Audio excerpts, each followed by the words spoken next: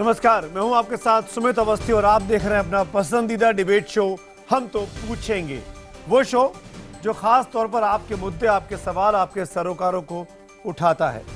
आज मोदी सरकार ने अपना बजट पेश कर दिया। वित्त मंत्री अरुण जेटली ने एक महत्वाकांक्षी बजट पेश करते हुए सपना दिखाने की कोशिश की है कि ये बजट देश को विकास के रास्ते पर ले जाएगा और ये विकास गांव से होकर गुजरेगा। गांव खेत खलियानों से होकर गुजरने वाला विकास आने वाला है। वित्त मंत्री ने आखिर ऐसा क्या कर दिया कि लोग इसे गांव का बजट बता रहे हैं? क्या किसानों और गरीबों के लिए सरकार कोई बहुत बड़ी योजना लाई है? क्या सरकार ने अन्नदाता के लिए अपना खजाना खोल दिया है? सवाल यह भी है, क्या उद्योगों और अमीरों को गांव के लिए अब कुर्बानी देनी पड़ेगी? क्या मध्यम वर्ग के लिए सरकार राहत लाना भूल गई है? ऐसे कई तमाम सवाल हैं जो सुबह से लगातार उठ रहे हैं। अगले 1 घंटे में इन तमाम मुद्दों पर करेंगे बड़ी बहस एक बड़े पैनल के साथ। लेकिन पहले देखिए कि कैसे सरकार ने किसान मित्र बनने की कोशिश की। लोग कह सुन रहे हैं कि सरकार ने इस बजट में सूट बूट का दाग धोने की कोशिश की है। यह रिपोर्ट। हम तो पूछेंगे, सूट बूट नहीं, धोती कुर्ते वाला बजट। ये सरकार किसान विरोधी, गरीब विरोधी सरकार है, सूट बूट की सरकार है। क्या याद है आपको, सरकार पर लगातार राहुल और विपक्ष का ये कटाक्ष? जानकारों की माने तो इस बार मोदी सरकार ने अपने बजट में इसी कटाक्ष का जवाब देने की कोशिश की है। वित्त मंत्री अरुण जेटली ने गांवों की पंचायत के लिए 2,87,000 करोड़ रुपए का प्रावधान किया है। सरकार का दावा है कि ये पिछले बजट से 228% ज्यादा है। गांव, गरीब, किसान, महिलाएं और युवा, इस बजट का हमारा सबसे बड़ा फोकस है। यह बजट गरीबी से मुक्ति दिलाने के लिए समयबद्ध और व्यापक रूपरेखा प्रस्तुत करता है। You have to address agriculture, you have to address rural infrastructure. At the same time, you have to address physical infrastructure, social sector commitments. And therefore, this budget is a combination of several things. Altogether, I'm afraid the budget has been a wasted opportunity. वो निराशाजनक था, उसमें कोई नई बात नहीं है, कोई खास बात नहीं है। भले ही वो किसान की बात, कृषि क्षेत्र की बात और ग्रामीण क्षेत्रों के विकास की बात करते रहे। सरकार पर लगातार किसानों की अनदेखी के आरोप लग रहे थे, लेकिन अब वही सरकार ताल ठोक कर अगले 5 साल यानी 2022 तक किसानों की आय दोगुनी करने का दावा कर रही है। इसके अलावा 5 साल में सिंचाई के लिए 86,500 करोड़ रुपए, सिंचाई योजना के लिए 20,000 करोड़ का नाबार्ड फंड, फसल बीमा योजना के लिए 5500 करोड़ रुपए का फंड, मनरेगा के लिए 38,500 करोड़ रुपए, खेती के कर्ज के तौर पर 9 लाख करोड़ रुपए, किसानों को लोन में 15,000 करोड़ की सरकारी मदद, प्रधानमंत्री ग्रामीण सड़क योजना में 19,000 करोड़ रुपए, ऑर्गेनिक खेती के लिए 412 करोड़ रुपए। मार्च 2017 तक 14 करोड़ किसानों को सॉइल हेल्थ कार्ड, 622 जिलों में दालों के उत्पादन के लिए 500 करोड़ रुपए जैसी कई लोक लुभावन योजनाओं का ऐलान किया गया है। हालांकि छोटे व्यापारी और नौकरी पेशा मध्यम वर्ग सरकार से मायूस है। टैक्स में उसे कोई राहत नहीं मिली है, लेकिन किसानों, गांवों को मिली बड़ी योजनाओं के इन वादों इरादों के बीच हम तो पूछेंगे, क्या ये बजट सूट बूट वाली सरकार के आरोपों का जवाब है? तो हम तो पूछेंगे, हमारा सवाल एक बार फिर सुनिए क्योंकि आपके एसएमएस का हमको इंतजार है कि क्या ये बजट सूट बूट वाली सरकार के आरोपों का जवाब है? अगर आपको लगता है हाँ तो IBN 7 स्पेस देकर Y लिखिए और नहीं के लिए IBN 7 स्पेस देकर N लिखिए और अपनी राय मुझे 51818 पर एसएमएस करें। #HTP और #बजट वाले बाबू के जरिए ट्वीट कर भी आप अपनी राय हम तक पहुंचा सकते हैं। IBN खबर के फेसबुक पेज के जरिए भी आप हमसे जुड़ सकते हैं। बड़ी चर्चा में हमारे साथ बड़े चेहरे जुड़ रहे हैं।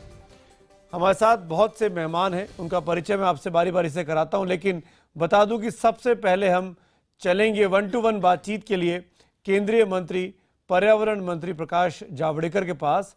जावड़ेकर साहब, आपका स्वागत है IBN 7 पर और आपने कहा कि आप पहले 1 to 1 बात करेंगे, फिर मैं बाकी पैनल को इंट्रोड्यूस करा दूंगा मेरे साथ, क्योंकि संजय निरुपम भी हैं, सुहेल सेठ भी हैं, शाहनवाज हुसैन भी हैं और भी कुछ लोग होंगे। लेकिन प्रकाश जी, मैं सबसे पहले आपसे पूछना चाहूंगा, क्या आप लोग इस दबाव में जी जी सुमित, जी। नहीं, एक है कि 9:15 आपके ही दूसरे CNN IBN पे मुझे जाना है। मैं जाने तो दूंगा, वो कैसे करना है आप देखिए। मैं जाने दूंगा, मैं 10 मिनट आपसे बात करूंगा, फिर मैं आपको जाने दूंगा, डोंट वरी। पूछिए पूछिए पूछिए। क्या आपके ऊपर ये बहुत पूछिए, दबाव था कि पूछिए। आपकी सरकार सूट बूट की सरकार है, आपने आज पूरा तवज्जो गांव की तरफ दिया और कॉरपोरेट को और अमीरों पर अतिरिक्त टैक्स लगा दिया?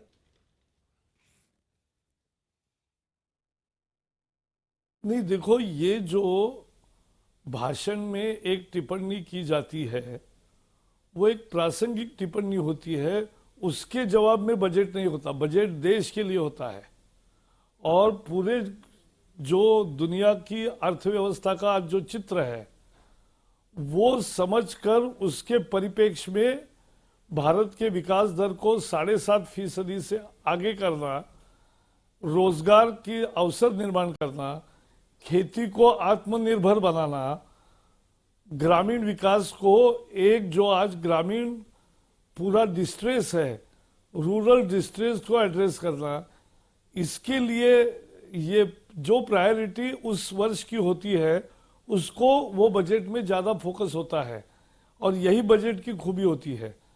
वो प्रासंगिक इसलिए होती है कि वो उस साल की जो वित्तीय स्थिति है, जहां स्ट्रेस है, वो कम करके एक राहत देने का काम करती है और ये बजट में ये खूबसूरती से बैलेंस किया है।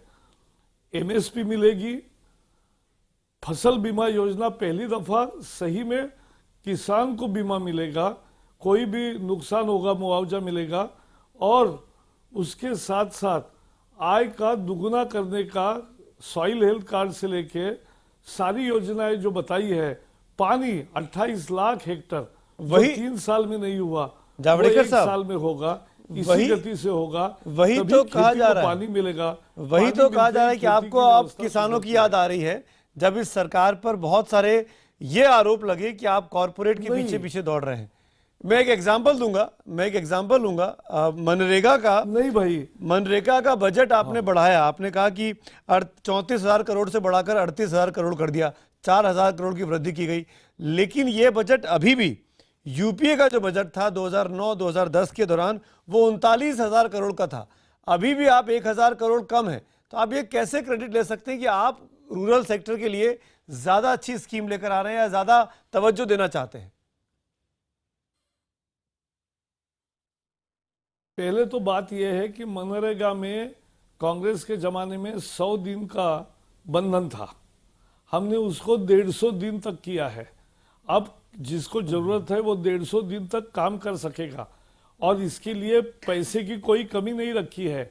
38,500 करोड़ ये शुरुआत है और आपने देखा होगा पिछले यानी 2009 के बाद मनरेगा में बताया कितना और खर्चा कितना हुआ और पिछले 2 साल में खर्चा कितना अच्छा तरह से हो रहा है।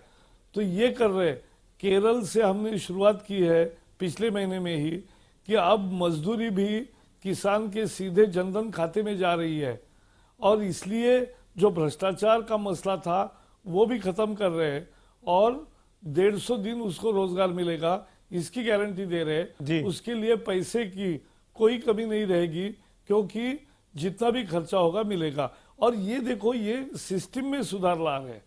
और मैं आपको बताऊं, पिछले साल ये जरूरी था कि निवेशकों का विश्वास भारत में पैदा करना और निवेशकों का विश्वास 1 साल की, 1.5 साल की, 2 साल की लगभग मेहनत से आज वो हो गया। आज भारत सही में डेस्टिनेशन बन गया और देशी निवेश भी निवेश के लिए आगे आने लगे। तो ये जो सारी बाधाएं थी वो दूर करी, प्रोसेस से सिंपल किए। इसी तरह से हम आगे जा रहे हैं और खेती में इस साल ये जरूरत थी कि खेती पर ज्यादा जोर देने की इसलिए जरूरत है क्योंकि ग्रामीण में हमारी मांग जो है वो ग्रामीण भारत से जितनी ज्यादा होगी उतनी भारतीय अर्थव्यवस्था मजबूत होती है और इसलिए किसान के, मजदूर के, गरीब के हाथ में जितना पैसा जाएगा उससे इंटरनल डोमेस्टिक डिमांड बढ़ती है और वो बढ़ने की जरूरत है। इसको बहुत सालों में तो ये बात जो आप लोग कहते थे, देखा था, हमने उसको देखा। जावड़ेकर साहब, तो ये बात जो आप कहते थे 2014 के चुनाव के पहले कि यूपीए की तमाम सोशल सेक्टर की जो स्कीम्स हैं वो बेमानी है, चाहे वो जनधन की हो जिसको वो कैश डायरेक्ट ट्रांसफर बोलते थे, चाहे मनरेगा हो, आज आप उन्हीं तमाम स्कीम्स को लागू कर रहे हैं, उन्हीं को आगे बढ़ा रहे हैं, उन्हीं के जरिए, चाहे आधार कार्ड की हो, आप उसके जरिए कानून बनाना चाहते हैं। तो ये तमाम चीजें यूपीए के द्वारा रखी गई हैं जिस पर एनडीए अपनी फसल काटना चाहता है। ऐसा है, नियत का मुद्दा है।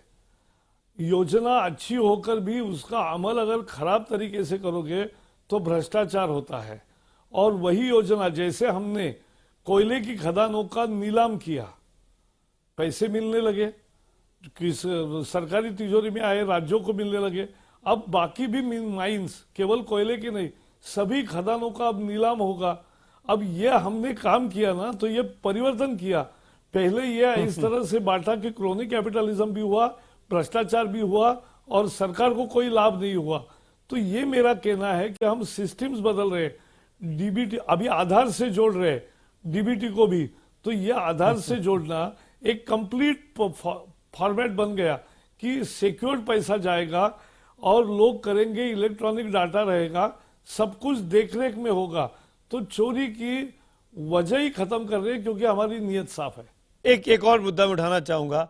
आप लोगों ने काले धन के लिए एक स्कीम लेकर आए, 45% तक टैक्स लगाकर आप काले धन को सफेद में कन्वर्ट करने की बात हो रही है, तब्दील करने की बात कर रही हैं। विपक्ष ये इल्जाम लगा रहा है कि आप प्रोटेक्शन दे रहे हैं, काला धन देने वालों को आप एक तरीके से सेफ पैसेज देने की कोशिश कर रहे हैं कि आप काला धन भी दे दो, टैक्स देकर उसको वाइट करा लो। नहीं, बिल्कुल नहीं। ये मैं वही बता रहा हूं, वॉलेंटरी डिस्क्लोजर स्कीम में संरक्षण होता था, जो कांग्रेस ने 2 बार किया कि इसमें केवल टैक्स दे दो और खत्म हो गया आपका बात। यहां टैक्स है, सेस भी है और पेनल्टी भी है। 45% उसका जाएगा और ये गुनाह को संरक्षण नहीं है। अगर चोरी का माल है सजा तो नहीं है ना, संरक्षण नहीं है, पर सजा नहीं है। जो आदमी टैक्स चुराता रहा तो वो कुछ पैसे देकर बच जाएगा, उसको सजा तो मिली नहीं, उसको सजा का प्रावधान होना चाहिए था। पिछली बार आपने सजा के प्रावधान की बात की थी। इसीलिए तो हम कह रहे हैं ना, आखिर टैक्स क्या होता है। नहीं तो वो तो किया ही है। वो जो काला धन विदेशों में जिन्होंने रखा, उनके लिए सजा का कानून तो पास हो गया, लागू भी हो गया, तो वो तो एक दूसरी चीज है। लेकिन देश में जिन्होंने टैक्स पूरी तरह से नहीं भरा है, ऐसे का क्या करे। जैसे टैक्स के विवाद है, 5 लाख करोड़ अटके हैं। अब क्या करें, ऐसे लाखों केसेस है। इसके लिए हमने एक व्यवस्था कायम की है कि भाई इनका निपटारा 1 साल में जल्दी हो जाए, तो एक निश्चित रकम भर के इसका निपटारा होगा। नहीं तो सालों साल ये चलता रहता है, ना सरकारी तिजोरी में पैसा आता है, केवल कोर्ट कज्जे में पैसा जाता है। ये बदली की स्थिति। तो ये तो स्थिति को सुधारने का और सिस्टम में सही बदलाव लाने का प्रयास है। 1600 आपने कहा कि एयरपोर्ट और एयर स्ट्रिप्स को पे फोकस किया जाएगा और उसके लिए 100 करोड़ रुपए। इतना आसान है हवाई अड्डों को बना लेना या उसको मेंटेन कर लेना? नहीं, आप फिर गलत समझ रहे हो। नहीं, मैं फिर बता रहा हूं, एयरपोर्ट इंडिया के पास खुद की राशि है। 100 करोड़ रुपए में एक एयरपोर्ट का निर्माण, जो नो फ्रिल एयरपोर्ट बोलते हैं, और जो हवाई पट्टी तैयार करनी है और नो फ्रिल एयरपोर्ट है, ये पूरी योजना तैयार है। जो एक एयरपोर्ट की कीमत 100 करोड़ है। 100 करोड़ पूरा कीमत नहीं है। तो जितने नए काम होंगे उतना पैसा उसमें है, और उसमें एयरपोर्ट इंडिया के पास पैसा है। हर पैसा सरकार को बजट से नहीं देना है। एक चीज और मैं आखिर में आपसे पूछ रहा हूं, फिर आपको दूसरे चैनल, मेरे सहयोगी चैनल CNN IBN पर भी जाना है। कॉर्पोरेट टैक्स जो आपने बजट एस्टिमेट किया था पिछले साल में, वो अचीव नहीं कर पाए। इनकम टैक्स के जरिए जो आपने जो एस्टिमेट किया था वो अचीव नहीं कर पाए। आपने सर्विस टैक्स जो कहा था वो लगभग उतना ही अचीव किया। तो ये परिस्थितियां दिखा रही हैं कि देश की अर्थव्यवस्था सही नहीं चल रही है। ऐसे में आप उनके एस्टिमेट्स और बढ़ा दे रहे हैं। जैसे अगर मैं एग्जांपल देके बोलूं, आप एक इनकम टैक्स में या कॉर्पोरेट टैक्स में, इनकम टैक्स में 3,27,000 करोड़ था, अब बढ़ा के 3,53,000 करोड़ कर दिया। जब 3,27,000 करोड़ ही नहीं कमा पाए, आप निकाल पाए, तो 3,53,000 कहां से ले आएंगे? इसी तरीके से कॉर्पोरेट टैक्स की अगर बात की जाए, 4,70,000 करोड़ का आपने एस्टिमेट रखा था, 4,93,000 करोड़ कर दिया। पिछली बार 4,70,000 ही नहीं आया था। तो कहां से आएगा जावड़ेकर जी? परिस्थितियां कैसे ठीक करेंगे आप? ये बता रहा हूं। ऐसा है, टैक्स एडमिनिस्ट्रेशन की दो विशेषताएं होते हैं। एक तो टैक्स की आय क्या है, टैक्स की इनकम क्या है। तो हमारे जैसे इस बजट में 19,000 करोड़ रुपए कुल मिला के आय बढ़ी है सरकार की, ये एक चित्र है। लेकिन उससे ज्यादा महत्वपूर्ण है कि कंप्लायंस ऑफ टैक्स मैकेनिज्म, जैसे हम ये टैक्स का सारे पहले विवादों को खत्म करके उसको नतीजे पर लाएंगे तो इससे पैसा आएगा, क्योंकि नहीं तो ये लंबित पड़ता जाएगा। दूसरा, better compliance, better tax administration आपको उन्हीं रेट में ज्यादा पैसे कमा के देता है। और जब विश्व की अर्थव्यवस्था बहुत मंदी में गई और इसलिए हमारे एक्सपोर्ट को परिणाम हुआ और इसलिए एक मैन्युफैक्चरिंग सेक्टर में आपने देखा, लेकिन पिछली तिमाही में देखा कि अब बढ़ने लगा है और ये बढ़ रहा है देसी डिमांड के कारण। तो इस बजट का अगर मुझे एक शब्द में कहोगे तो सारा फोकस है कि देश के ही डिमांड, क्योंकि अपना देश ही 125 करोड़ का है। हर छठा आदमी, छठा क्यों, यानी लगभग 20% आबादी हमारी है। अगर उतनी आबादी हमारी है तो उतने आबादी में ही समृद्धि तैयार करके डिमांड तैयार करना, तो इसी से यह अर्थव्यवस्था चलेगी और उसी से टैक्स में बढ़ोतरी होगी। ये इस बार कल्पना है। चलिए, हम उम्मीद करते हैं कि आप अपने कल्पना में कामयाब होंगे। शुक्रिया जावड़ेकर साहब, और थैंक यू सो मच इस डिबेट में, इस 1-to-1 डिस्कशन के लिए। Thank you. मेरे साथ बाकी पैनल भी है, मैं अब उनको इंट्रोड्यूस कर दूं एक बार फिर से औपचारिक तौर पर। मेरे साथ जुड़े हुए हैं भारतीय जनता पार्टी की तरफ से पार्टी के वरिष्ठ प्रवक्ता शाहनवाज हुसैन, कांग्रेस के वरिष्ठ प्रवक्ता संजय निरुपम, सुहेल सेठ साहब मेरे साथ यहाँ स्टूडियो में है, कलिकेश नारायण सिंहदेव बीजेडी के युवा सांसद हमारे साथ जुड़ गए हैं, और जानी मानी अर्थशास्त्री प्रोफेसर इला पटनायक हमारे साथ हैं। अब शुरुआत करना चाहूंगा मैं सबसे पहले संजय निरुपम आपसे। आपने सुनी तमाम बातें माननीय मंत्री प्रकाश जावड़ेकर साहब की। अब 30-30 सेकंड का राउंड है, कि उसके बाद मैं सबके पास आता हूं। संजय निरुपम, पहले 30 सेकंड में आपको लगता है कि सरकार ने जो बातें कही हैं कि ये सूट बूट की सरकार, केवल सूट बूट की कहने की बात नहीं है, ये तो धोती कुर्ते की भी सरकार है, क्या आप मानते हैं कि सरकार अपनी रणनीति में दोबारा पुनर्विचार कर रही है?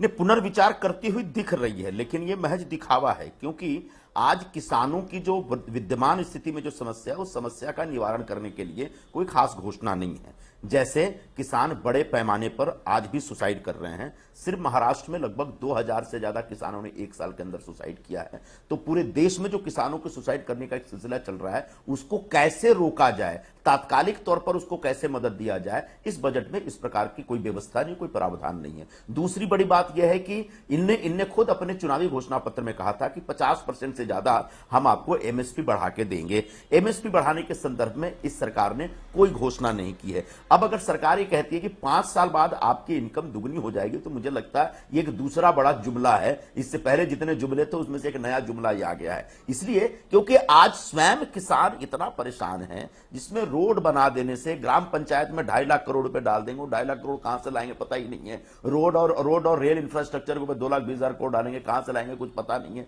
तो कुल मिला के गांव में फंडिंग इतना करेंगे, इस प्रकार की बड़ी बड़ी घोषणाएं हैं, और उस घोषणाओं से कुछ नतीजा निकल के आया, घोषणाओं को लागू करने का, घोषणाओं को फंडिंग करने का कोई रोड मैप होगा, ऐसी कोई बात दिख नहीं रही है। इसलिए महज दिखावा और छलावा लग रहा है। कलिकेश, आपका व्यू, आपको लगता है कि महज दिखावा छलावा है इस सरकार का ये बजट? कलिकेश नारायण सिंह, खासकर किसानों के मद्देनजर। मैं नहीं समझता खाली दिखावा है।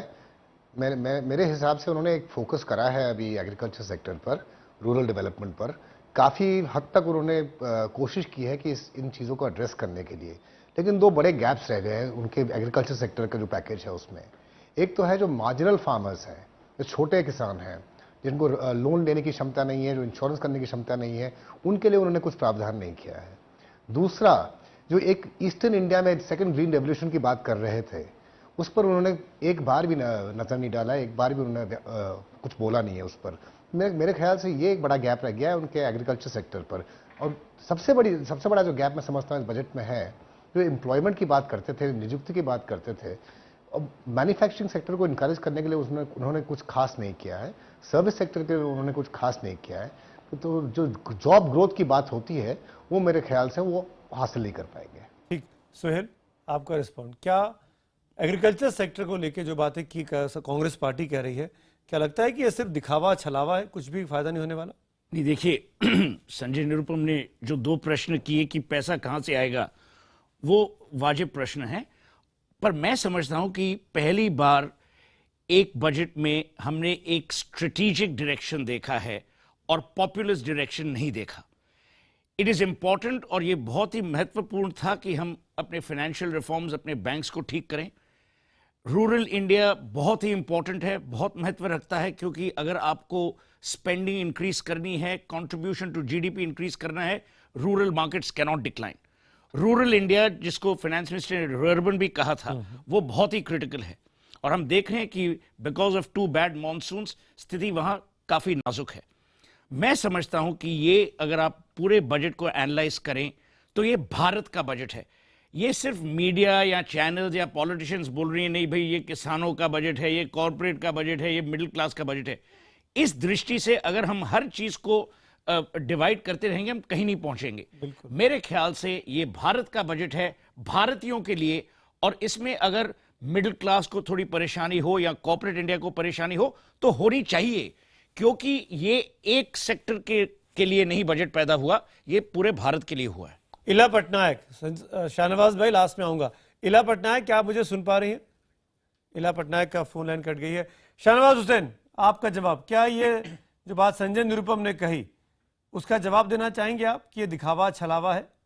नहीं, संजय निरुपम साहब कांग्रेस के प्रवक्ता हैं, उनकी गुफ्तगू ईमानदाराना नहीं हो सकती। वो अगर हम सोने का बजट बनाए तो ये कोयले का बताएंगे। ये हर चीज़ की आलोचना के लिए ही बैठे हैं। ये जब यहाँ पर किसानों के लिए आज तक फिक्र की नहीं, किसानों की बात की। राहुल गांधी किसानों के लिए यात्रा करते थे, आज किसानों को कुछ मिल रहा है तो थोड़ा बड़ा दिल दिखाइए, थोड़े बड़े दिल से कहिए कि हाँ एक चीज़ अच्छा किया, कुछ कमियां हैं तो जैसे और पैनल के कलिकेश जी ने बताया, सोहेल सेठ साहब ने बताया, आप भी कुछ कमियां गिनाइए। लेकिन आप तो टोटल रिजेक्ट कर दे रहे हैं। ये टोटल रिजेक्ट करने वाला बजट नहीं है। किसानों को दुख होगा आपकी बात को सुन के। आज किसानों के लिए करीब 84% बजट का इजाफा हुआ है, 25,988 करोड़। और आप ये देख लें इसमें कि अगर एग्रीकल्चर और इरिगेशन को मिला दें तो पिछली बार 25,988 करोड़ था, इस बार 47,912 करोड़ है। 84% का बढ़ावा हुआ। आप मनरेगा पर, संजय निरुपम जी और हम दोनों पार्लियामेंट में थे तो मनरेगा पर बड़ी चर्चा होती थी कि मनरेगा पे कैसा मिसयूज हो रहा है। सरकार ने मनरेगा को जारी रखा, 38,500 करोड़ दिया है, लेकिन उसको अब क्या होगा, वो तालाब खुदेगा। एक तालाब खोदने के लिए पहले आप नाली खोद के और उसमें भ्रष्टाचार होता था, भ्रष्टाचार मुक्त मनरेगा नरेंद्र मोदी जी वाला है। नहीं, पर आप आपके तो जमाने वाला शाहनवाज जी, पर आप तो मनरेगा को बोलते थे हम कि कांग्रेस के पाप का स्तंभ है, हम इसको जारी रखेंगे कांग्रेस को एक्सपोज करने के लिए। आज आप उसी मनरेगा के जरिए कांग्रेस को घेरने की कोशिश कर रहे हैं। इनके सुनिए, मैं इस पे जवाब दे सकता हूं? रख रहे हैं। नहीं, मैं एक लाइन जवाब ये ले लीजिए इस पर मनरेगा पे, फिर संजय जी बोलेंगे। मैं कह रहा हूं कि जो मनरेगा था पहले उसमें भ्रष्टाचार होता था। हमने क्या कहा, आज पूरे दुनिया में है जितना तालाब खोलेंगे, पानी का लेवल खोदेंगे, उतना पानी का लेवल ऊपर आता है। अगर आप एक गांव में 5 तालाब खोदें तो पानी का लेवल ऊपर आ जाता है। तो अगर आप मनरेगा को तालाब से जोड़ दिया, देखिए कितना जेटली साहब ने एक दिमाग का काम किया है कि इसमें भ्रष्टाचार भी हटा दिया। और कांग्रेस जो कहती थी मनरेगा है, आपका भ्रष्टाचार युक्त था, हमने भ्रष्टाचार मुक्त मनरेगा चलाया, यही अंतर है। इसलिए सिर्फ आलोचना करना, इतना अच्छा काम हो रहा है, उसकी आलोचना। ठीक है, जवाब दीजिए संजय निरुपम। अच्छा, सबसे पहली बात, मनरेगा जिसको भारतीय जनता पार्टी ने हमेशा खारिज किया और इसके झंडा बरदार रहे स्वयं प्रधानमंत्री श्री नरेंद्र मोदी जी, जिन्होंने कहा कि कांग्रेस की नाकामियों का स्मारक है। आज उस मनरेगा को 38,500 करोड़ दिया गया है और बीजेपी ने बड़ी चतुराई से प्रचार किया कि अब तक का सबसे बड़ा एलोकेशन है। ये सरासर झूठ है। 2009-10 में 41,000 करोड़ था, उसके बाद 39,000 करोड़ था। इन्होंने ही 4-5 हजार करोड़ कम कर दिया था पिछले 2-3 वर्षों में, 2 वर्षों में, अब उसको बढ़ा दिया है। तो कोई बहुत बड़ा एलोकेशन आया, मैं ऐसा नहीं मानता। दूसरी बात तो कि कहीं ये कुआं खोदते हैं, उसको भरते हैं, यही काम रह गया क्या मनरेगा का? ये मनरेगा को, एक मिनट प्लीज, ये मनरेगा को बदनाम करने की एक दूसरी साजिश है। मनरेगा के माध्यम से पूरे गांव में बुनियादी तौर पर स्कीम यह थी कि ग्रामीण क्षेत्र में इंफ्रास्ट्रक्चर डेवलप किया जाए और वहां पर रोजगार मिले लोगों को, 2 पैसे उनके पास है, रूरल इकोनॉमी में लिक्विडिटी आए, और उसका बहुत अच्छे ढंग से इस्तेमाल हुआ। तीसरी बात और आखिरी बात मनरेगा के संदर्भ में मैं कहना चाहूंगा, हो सकता है इस स्कीम के इंप्लीमेंटेशन में कुछ भ्रष्टाचार या पिलफिलिसेस रहे होंगे, और उसको हमारी सरकार के जमाने में ही पाया भी गया था और उसको दूर करने के प्रयत्न भी हुए। और मैं चाहूंगा कि यह सरकार वो भ्रष्टाचार मुक्त मनरेगा लागू करे। लेकिन ये एक सच्चाई है कि हिंदुस्तान में जितने भी राज्य हैं, जितनी भी योजनाएं हैं, उन योजनाओं के कार्यान्वयन में 100% भ्रष्टाचार मुक्त होता है, ऐसा कोई दावा नहीं कर सकता। जाके मध्य प्रदेश में देख लीजिए, छत्तीसगढ़ में देख लीजिए, यहां तक कि गुजरात। मेरी बात हो जाने दीजिए प्लीज, बीच में मत बोलिए प्लीज। आप गुजरात में देख लीजिए, मध्य प्रदेश में देख लीजिए, छत्तीसगढ़ में देख लीजिए, तमाम योजनाएं जो लागू हो रही है जहां बीजेपी की सरकार है, क्या उन योजनाओं के लागू होने में कोई भ्रष्टाचार नहीं हो रहा है? कोई भ्रष्टाचार नहीं पाया गया। आप सीएजी की तमाम रिपोर्ट पढ़ लीजिए। लेकिन भ्रष्टाचार की कुछ घटनाओं की वजह से वो स्कीम बेकार है, उस स्कीम को रद्द कर दिया जाए। ये जो बीजेपी की बेवकूफी थी, अपरिपक्वता थी, उससे सुधरी है बीजेपी। इसके लिए निश्चित तौर पर मैं बीजेपी को बधाई दूंगा। मैं जवाब लूंगा शाहनवाज हुसैन से, बल्कि हमारे जितने बीजेपी में भ्रष्टाचार हटा दिया इसके लिए शाहनवाज जी कांग्रेस पार्टी को दी। ठीक है, कांग्रेस बीजेपी के प्रवक्ता, मैं आऊंगा आप दोनों के पास।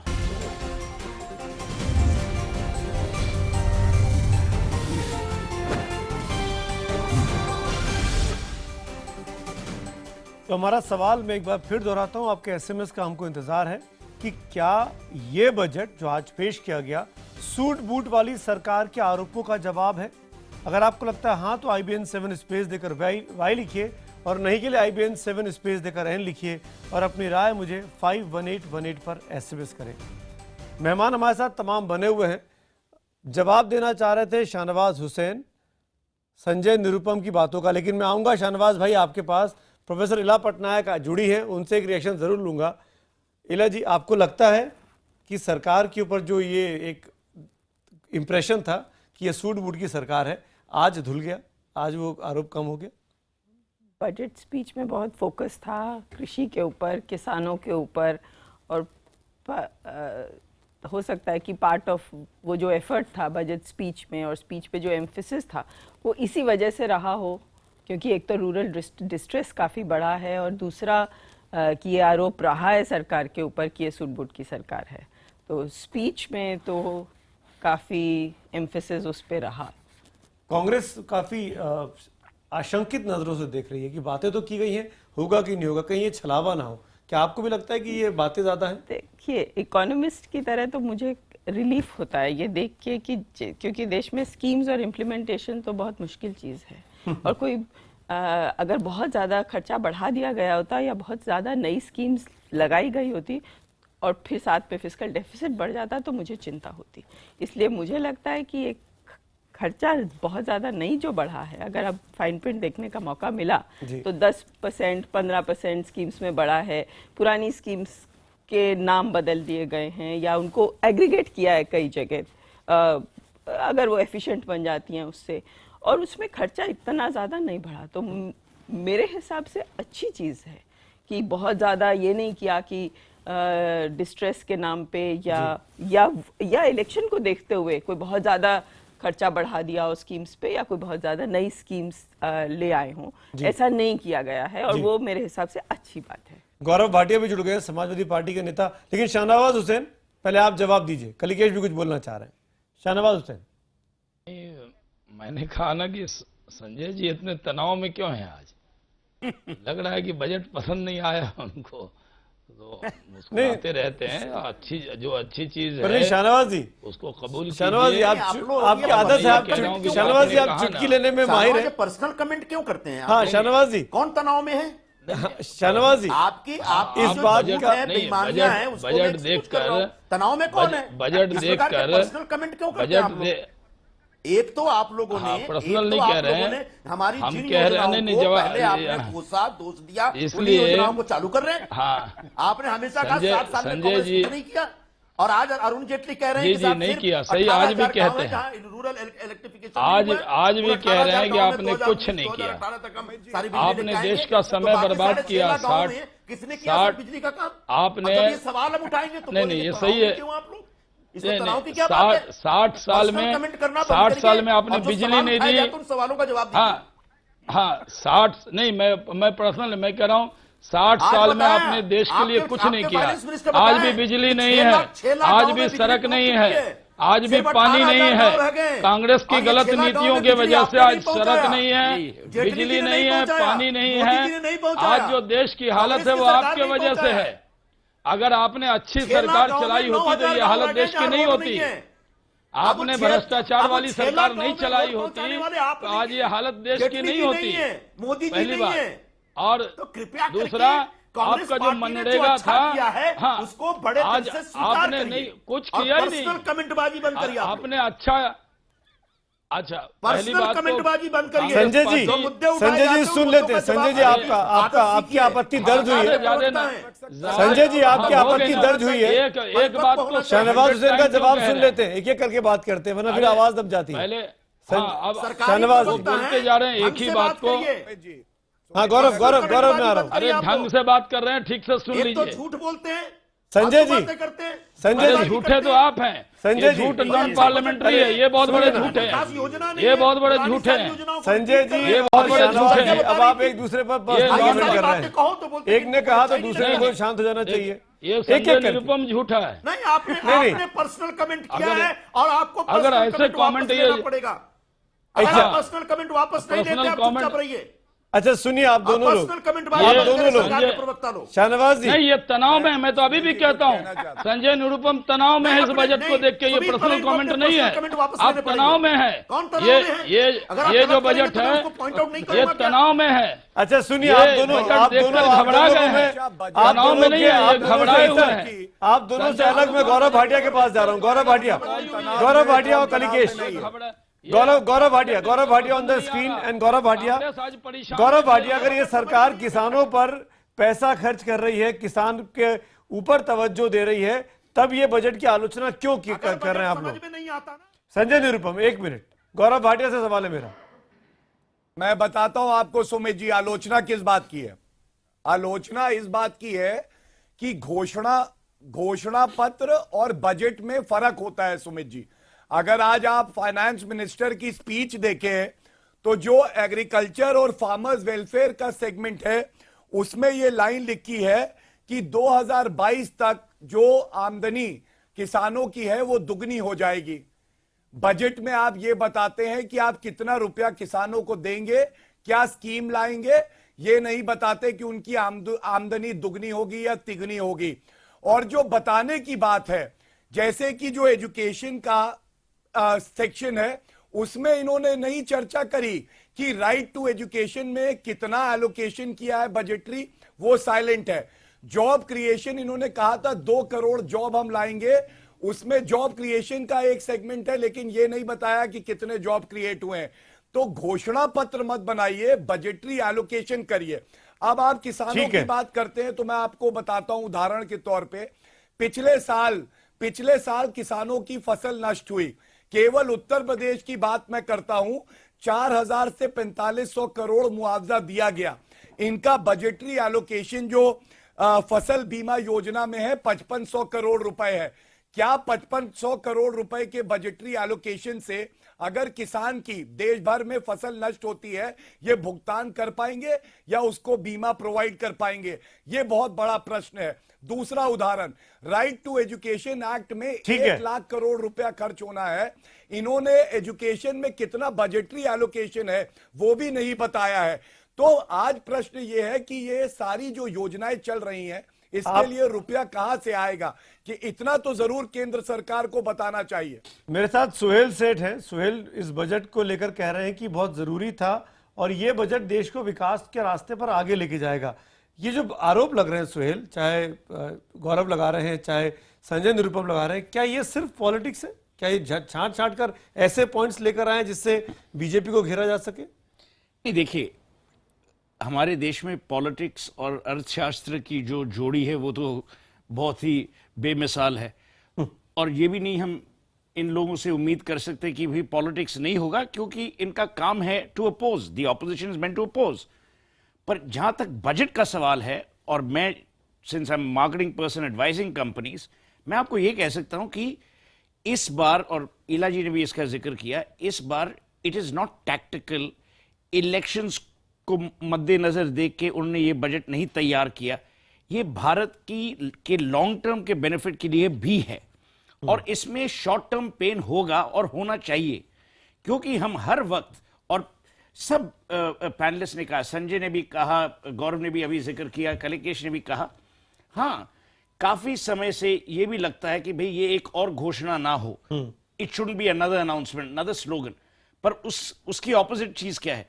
क्या वो कुछ नहीं कहते बजट के स्पीच में?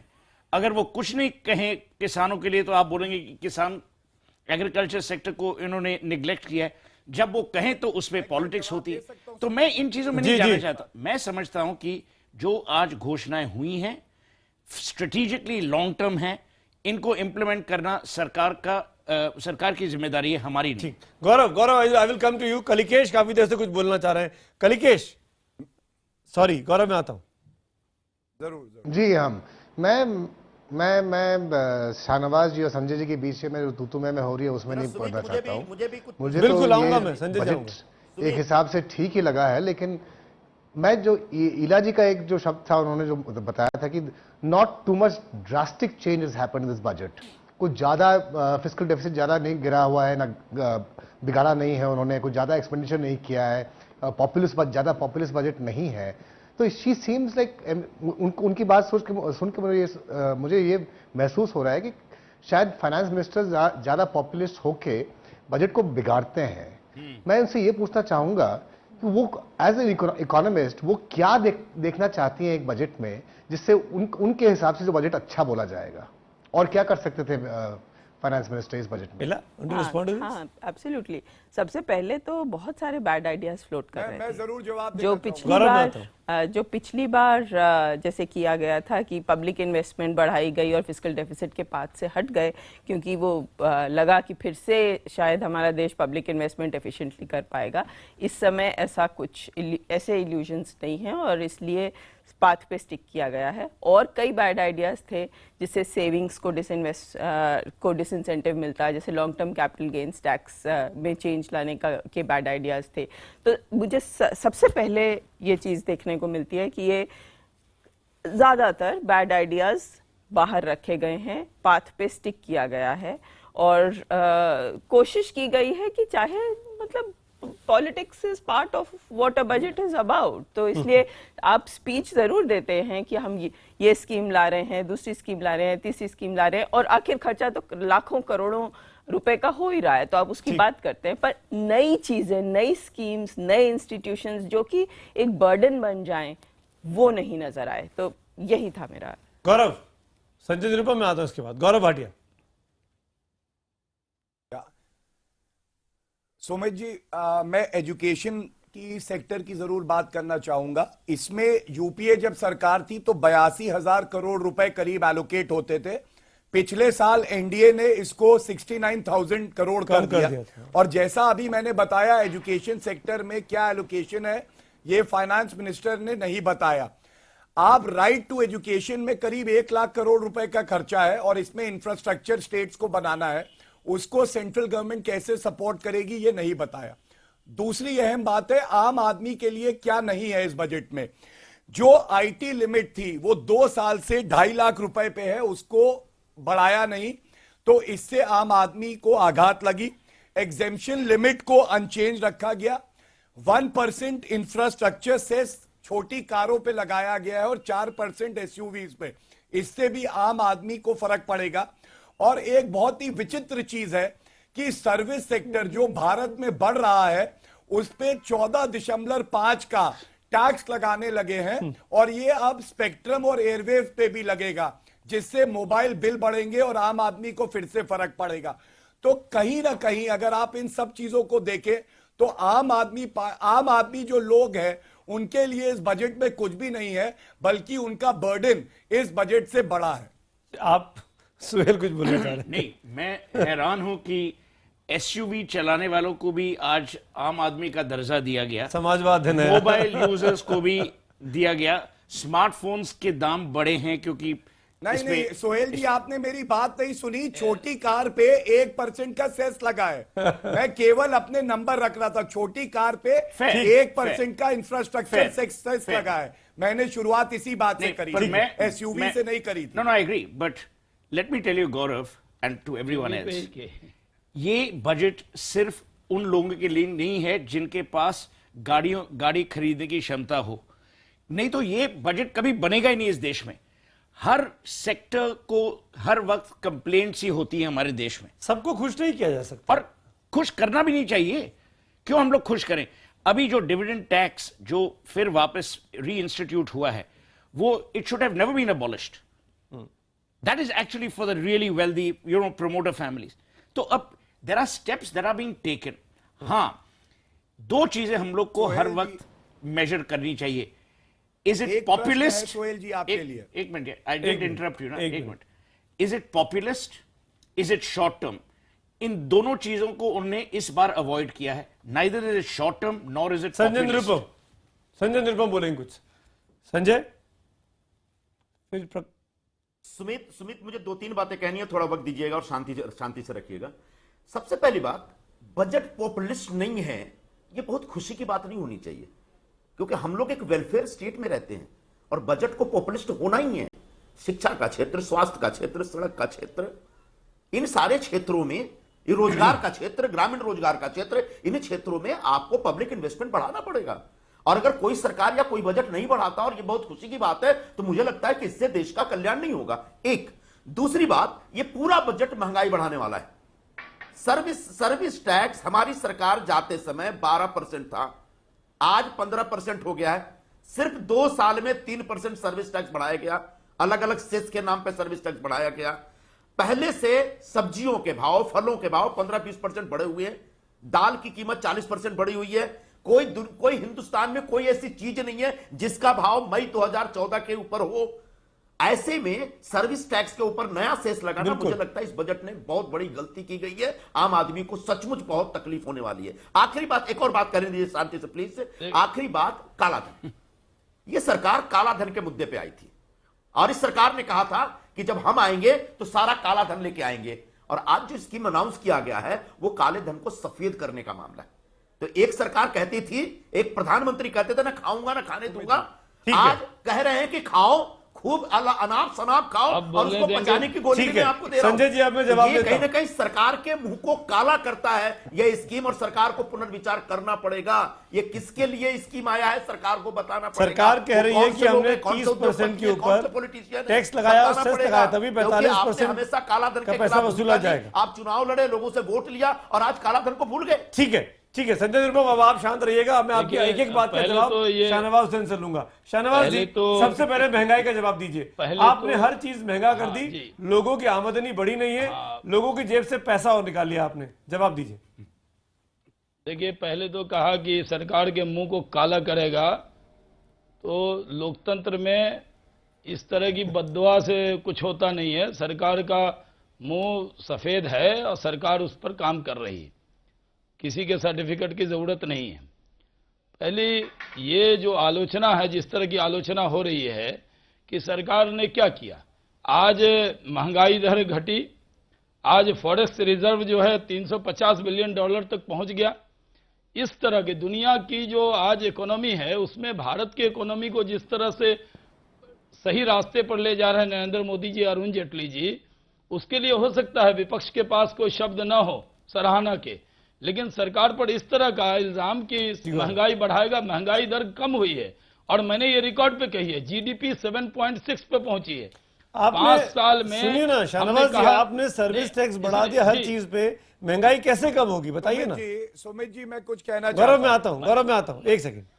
मैंने देखिए, मैंने तो आपको ये जो आंकड़े दिए हैं कि सीपीआई जो इन्फ्लेशन रेट घटकर 5.4 हो गया, क्या इस आंकड़े पे आपको इतराज है? मैं तो बजट की कॉपी से आपको कह रहा हूं। कि आज महंगाई दर कम हुई है, आज फॉरेन रिजर्व बढ़ा है, जीडीपी बढ़ रही है, इकोनॉमी की जो चीजें, और गौरव भाटिया जो कह रहे हैं एसयूवी पे बढ़ गया या मोबाइल पे बढ़ गया, ये उसी तरीके से इन्फ्लेशन के आंकड़े फर्जी हैं जैसे जीडीपी ग्रोथ के चिंता,